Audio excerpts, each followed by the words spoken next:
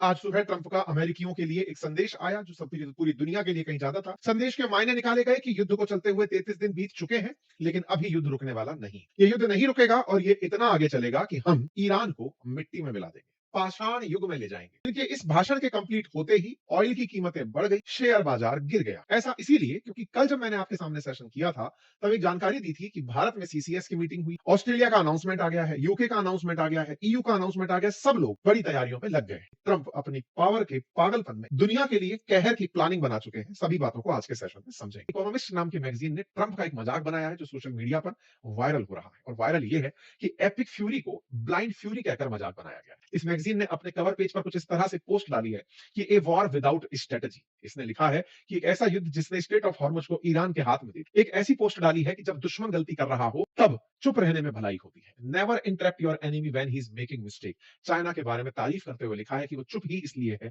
कि अमेरिका को गलती कर लेने दिया जाए। अपनी तरफ से इन्होंने उपलब्धियां गिनाते हुए कहा कि हमारे एनिमी हार रहे हैं, अमेरिका जीत रहा है, और मेरे इस पूरे 5 साल के कार्यकाल में, क्योंकि पहले 4 साल के और अब 1 साल का, इन्होंने अपनी तरफ से अमेरिका को जिता दिया है। इन्होंने कहा कि बहुत सारे ईरान इन्होंने अपनी तरफ से कहा कि everyone has said that Iran can not have nuclear weapon, but in the end those are just words if you are not willing to take action when time comes. Simple सी बात है कि सब लोग कहते आ रहे थे सालों से, अमेरिकी राष्ट्रपति, कि ईरान को न्यूक्लियर बॉम्ब नहीं रखना चाहिए, नहीं रखना चाहिए। कब तक? तो आपको एक्शन तो लेना ही था। तो मैंने एक्शन लिया। इन्होंने अपने देश को बताया कि हमने आफ्टर ऑल ये काम शुरू क्यों किया। इन्होंने कहा कि हम लोगों ने कोई तेल को प्रभावित नहीं किया, इवन हमने किसी भी इजी टारगेट को निशाना नहीं बनाया, हमने प्रॉपर तरीके से काम किया, लेकिन ईरान है जिसने स्टेट ऑफ हॉर्मुज रोक रखा है। इन्होंने कहा कि शुरुआत में मुझे लगा था कि युद्ध 3 दिन में खत्म हो जाएगा। मेरी प्रिडिक्शन शुरुआती तौर पर गलत निकल गई, लेकिन याद रहे कि अमेरिकन को पता होना जरूरी है कि अमेरिका जब प्रथम विश्व युद्ध में एंट्री किया था तो 1 साल 7 महीने और 5 दिन तक युद्ध लड़ा था। वर्ल्ड वॉर 2 में जब एंट्री किया था तो 3 साल 8 महीने और 25 दिन तक युद्ध लड़ा था। कोरियन वॉर में जब एंट्री किया था तो 3 साल 1 महीने और 2 दिन तक युद्ध किया था। वियतनाम वॉर में 19 साल 5 महीने और 29 दिन तक युद्ध लड़ा था। ये ट्रंप ने गिनाया कि जब इतने साल भर अमेरिका युद्ध में रहा है तो मैंने तो अभी तक आप लोगों से 32 डेज ही तो लिए हैं, 32 दिन में ही आप थक गए। अमेरिका का इतिहास रहा है, और उसने इराक का युद्ध 8 साल लड़ा था। इसमें अफगानिस्तान का नाम नहीं था जो उसने 20 साल लड़ा। कुल मिलाकर के इन्होंने युद्ध के अंदर पैमाने बताए। मैंने कुछ ज्यादा नहीं बिगाड़ा है। अगर सवाल जवाब करने हैं तो मुझसे पूर्व के जो भी राष्ट्रपति रहे हैं उनसे करो। उनने तो बहुत सारे युद्ध लड़े, मैं तो इतना सा ही लड़ा हूं। तो इन्होंने अपनी जो इनोसेंस है वो यहां पर जताई। इन्होंने अपनी तरफ से कहा कि we are unstoppable as a military force. हमारे पास ताकत असीम है, हमें कोई नहीं रोक सकता। हमारे पास सेना की ताकत बहुत ज्यादा है। हमारे पास सब तरह के कार्ड्स हैं, यानी कि हम जो चाहे कर सकते हैं। ईरान के पास ऐसा कुछ भी नहीं है, और अगर कोई डील ऐसी यहां पर नहीं है तो हम उन्हें बहुत ज्यादा बुरी तरह से हिट करेंगे। उनके चाहे जनरेटिंग प्लांट हो, हर चीजों को हम एक एक करके निशाना बनाएंगे। इन्होंने कहा कि बहुत बार ऐसा लोगों ने पूछा कि हम ईरान का तेल डायरेक्ट ले सकते थे, हमने ऐसा क्यों नहीं किया। तो इनका कहना था कि हमें जीतना था, वापस आना था, और ऐसे में हमारे पास ऑयल की कोई कमी नहीं है, उसके पर्याप्त भंडार थे। मैं अपने सहयोगियों को भी धन्यवाद देता हूं। इन्होंने Israel, Saudi Arabia, Qatar, UAE, Kuwait और बहरीन को धन्यवाद दिया और कहा कि मैं तुम्हें कोई नुकसान नहीं होने दूंगा। हालांकि इस बयान में कथनी और करनी में बहुत अंतर है। ट्रंप कई बार पलट चुके हैं। पलटने वाले यही ट्रंप जिन्होंने स्टेट ऑफ हॉर्मुज के लिए कहा था कि अब जहाजों की सुरक्षा ट्रंप यानी कि अमेरिका करेगा, लेकिन उसके 2 दिन बाद ही पलट गए थे और कहा कि साहब अब वो ईरान के कंट्रोल में है, हम कुछ नहीं कर पाएंगे। ऐसे में अगर ये बोलते हैं कि जीसीसी देशों की सुरक्षा ये करेंगे, लेकिन इनकी बातों पर यकीन करना थोड़ा टफ है। खैर, फिलहाल के लिए स्टेट ऑफ हॉर्मुज पर इन्होंने फिर बयान दिया। कंट्रीज जिन्हें तेल चाहिए स्टेट ऑफ हॉर्मुज से, वो जाकर ले लें, हम उनका स्वागत करते हैं, हम मदद नहीं करें। जाइए, स्ट्रेट में जाइए, तेल लीजिए, अपने लिए यूज कीजिए, सुरक्षा करिए, हमसे एक्सपेक्ट मत करिए। यानी कि ट्रंप ने दुनिया को सीधा उस मुहाने पर ले जाकर खड़ा कर दिया कि देखो, मुझे बर्बाद करना था, मैंने बर्बाद कर दिया, अब तुम्हें तेल चाहिए, जाकर ले। साहब, ईरान को रोकना है। ईरान ने कहा है कि वो तब रुकेगा जब उस पर अमेरिका और इजराइल हमले रोकेगा। बोले ये हमसे मत कहो, हमारा काम ईरान को बर्बाद करना है, हम करते रहेंगे। तुम्हारा काम तेल लेना है, तेल लेना है, तुम लो, तेल लो। यानी ट्रंप ने दुनिया को इस तरह से लाकर मजबूर कर दिया है, खड़ा कर दिया है, जहां दुनिया एक और ट्रंप के किसी कृत्य का विरोध नहीं कर पा रही है, लेकिन उनके कृत्य का विरोध के नाम के साथ साथ समर्थन भी नहीं कर रही। अगर विरोध नहीं है और समर्थन नहीं है, इसका मतलब लोग उन्हें छोड़कर केवल दर्शक बनकर बैठे हुए हैं। ऐसे में दुनिया उनके खिलाफ होने की क्षमता नहीं रखती। ये बात इन्होंने दुनिया के सामने ही कही। इन्होंने कहा कि अमेरिका अनस्टॉपेबल है, हमारी शक्ति अपार है, हमें कोई नहीं रोक सकता, और जब नहीं रोक सकता तो हमको जो करना है हम करेंगे। तुम्हें तेल चाहिए, तुम अपना रास्ता खुद देखो। ट्रंप ये जानते हैं कि अगर ईरान बदले लेने की कार्रवाई करता रहेगा तो इस स्ट्रेट ऑफ हॉर्मुज से तेल नहीं निकल पाएगा। इसके चलते दुनिया का कोई भी देश इजराइल और अमेरिका का कंडेमेशन भी नहीं करेगा, निंदा भी नहीं करेगा। सब जानते हुए ट्रंप ने दुनिया को इस हाल में लाकर छोड़ दिया है। पब्लिक अनाउंसमेंट में इन्होंने ये कह दिया। साथ ही साथ कहा कि जिस दिन कॉन्फ्लिक्ट खत्म होगा स्ट्रेट ऑफ हॉर्मुज खुद से खुल जाएगी, इंतजार करिए। कुल मिलाकर के इन्होंने साफ साफ अपनी तरफ से कहा। ये भी कहा कि लोग मुझे किंग कहते हैं, मैं कैसा किंग हूं जो अपने लिए एक ऑफिस नहीं बनवा पा रहा हूं। इन्होंने अपनी कुछ पुरानी बातों को वहां पर निकाला। इन्होंने अंतरराष्ट्रीय स्तर पर नेताओं की मजाक बनाई। इन्होंने फ्रांस के राष्ट्रपति इमानुएल मैक्रोन पर बयान देते हुए कहा कि मैंने मैक्रोन से कहा कि मैक्रोन क्या इस युद्ध में हमारी मदद हो सकती है। मैक्रोन कहे कि नो नो ट्रंप, ऐसा नहीं हो सकता। मैं समझता हूं कि मैक्रोन अभी अपनी बीवी की पिटाई से बाहर नहीं निकल पाए हैं। असल में मैक्रोन का एक वीडियो बहुत वायरल हुआ था जिसमें जब राष्ट्रपति ट्रंप निकल कर आ रहे थे तो एक ऐसा सीन है जिसमें ऐसा लगता है कि जहाज से उतरते समय उनकी वाइफ ने उनके मुंह पर मुक्क मारा था, यानी कि हाथ से मारा था। ऐसा सीन दिखता है, मतलब सोशल मीडिया पर वो वीडियो काफी वायरल भी हुआ। हालांकि उसकी पुष्टि किसी ने नहीं की। राष्ट्रपति उतरकर चले आते हैं। इसके ऊपर दुनिया भर में चर्चाएं होती हैं, मजाक में चर्चाएं होती हैं। राष्ट्रपति ट्रंप ने राष्ट्र को संबोधित करते हुए मैक्रोन की पिटाई का मजाक बना लिया कि उनका चेहरा अभी तक ठीक नहीं हुआ है अपनी वाइफ के द्वारा मार खाने से। इस तरह की बातें इन्होंने अपने देश में कही। इन्होंने ये भी कहा कि ब्रिटेन के राष्ट्रपति प्रधानमंत्री कीर स्टारमर से मैंने कहा तो कीर स्टारमर कहते हैं कि मुझे लोगों से पूछना पड़ेगा।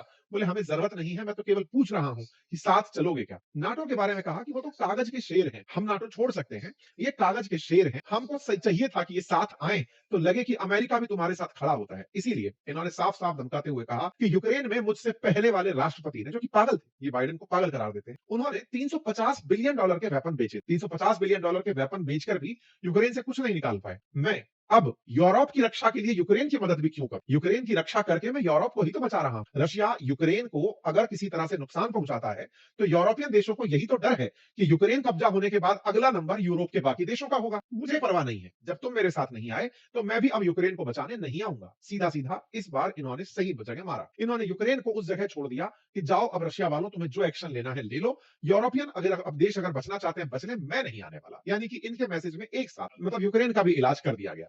साथ ही साथ इन्होंने अपने देश में एक और मजाकिया स्वर में बात कही। जेडी वैंस उपराष्ट्रपति सामने बैठे थे, राष्ट्र के नाम संबोधन चल रहा है। जेडी वैंस से सवाल किया गया कि हाँ भैया जेडी बताओ, बातचीत में कोई डील जैसी बात निकल कर आई या नहीं आई। जेडी वैंस कुछ बोलते इससे पहले ट्रंप कहते हैं कि अगर डील नहीं होती है तो ये सारी जिम्मेदारी जेडी वैंस की होगी और अगर डील हो जाती है तो सारा क्रेडिट मेरा होगा। ये जैसे ही इन्होंने कहा सभा में बैठे लोग हंसने लगे। मतलब राष्ट्र के नाम संबोधन के साथ साथ ट्रंप सबकी फिरकी ले रहे थे। अपने राष्ट्र के नाम संबोधन में अपने ही कैबिनेट के लोगों के बारे में जेडी वैंस के साथ फिरकी लेते हुए कहते हैं कि अब तुम फिट हो गए हो। ठीक है, ऐसी स्थितियों को इन्होंने इस तरह से रखा कि अमेरिका के लिए युद्ध एक त्योहार की जैसा है।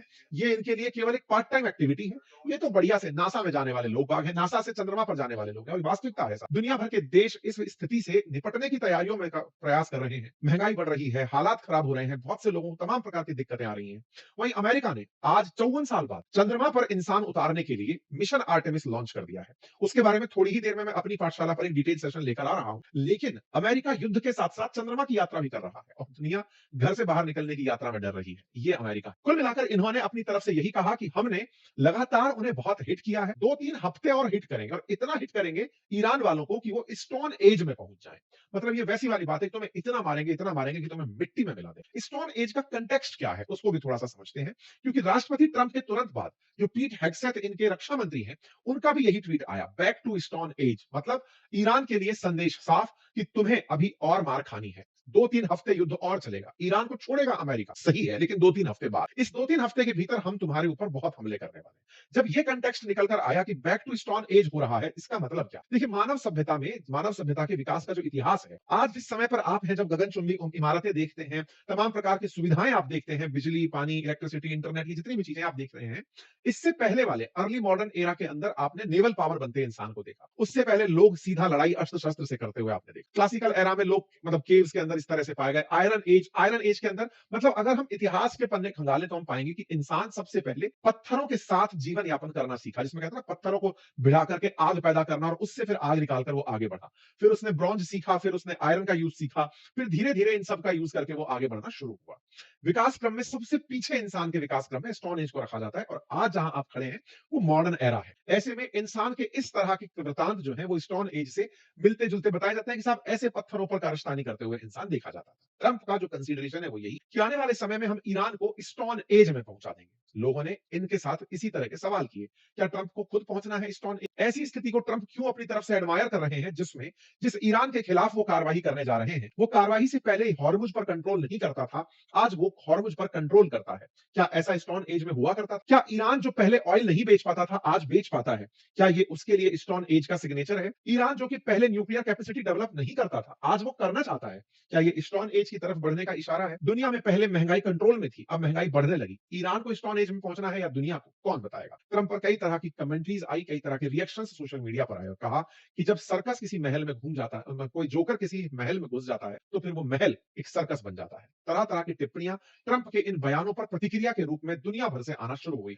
इनके अपने ही अपोजिशन की तरफ से ट्रंप के इन सभी बड़े संबोधनों पर प्रतिक्रिया आई। मार्को रूबियो तो इनकी बात को सही ठहराते हुए पाए गए, लेकिन ईरान और अमेरिका के अंदर बैठे हुए अपोजिशन के लीडर्स ने इसे पूरी तरह झूठा करार दिया। कहा कि कोई क्लियर प्लान इनका नहीं है, केवल इनके द्वारा एक गैर जिम्मेदाराना तरीके से अपनी बातों को सर पर चढ़ाकर रखते हुए कहा गया। इनके खिलाफ कई पत्रकारों ने, अमेरिका के अंदर कई लीडर्स ने अपनी तरफ से जानकारी लिखी कि president of United State is a madman seriously damaging the entire world. ये मैडमैन पर हमने 2 दिन पहले ही अपने इस चैनल पर सेशन किया था कि ट्रंप कैसे पगलाए हुए की तरह बिहेव कर रहे हैं, उनकी थ्योरी क्या है, एक हाथ से मारो और एक हाथ से पुचकारो, और इनके बारे में कोई ना जान पाए इसकी स्ट्रेटेजी क्या है। यानी तमाम प्रकार से ट्रंप के इस भाषण के बाद उनके ही देश में प्रतिक्रियाएं आना शुरू हुई और उन्हें झूठा करार दे दिया गया। कहा गया कि जो आदमी ये कहकर गया था कि मैं सत्ता परिवर्तन जा रहा हूं, ये कहकर गया था कि मैं स्टेट ऑफ हॉर्मुज को बिल्कुल फ्री कर दूंगा, ये कहकर गया था कि दुनिया को आने वाले समय में परेशानियां नहीं होंगी, वो सब उल्टा था और पूरी तरह से उल्टा पड़ा। इनके इस भाषण का असर यह हुआ कि आने वाले 2-3 हफ्ते में युद्ध की और माहौल स्थिति बनी रहेगी।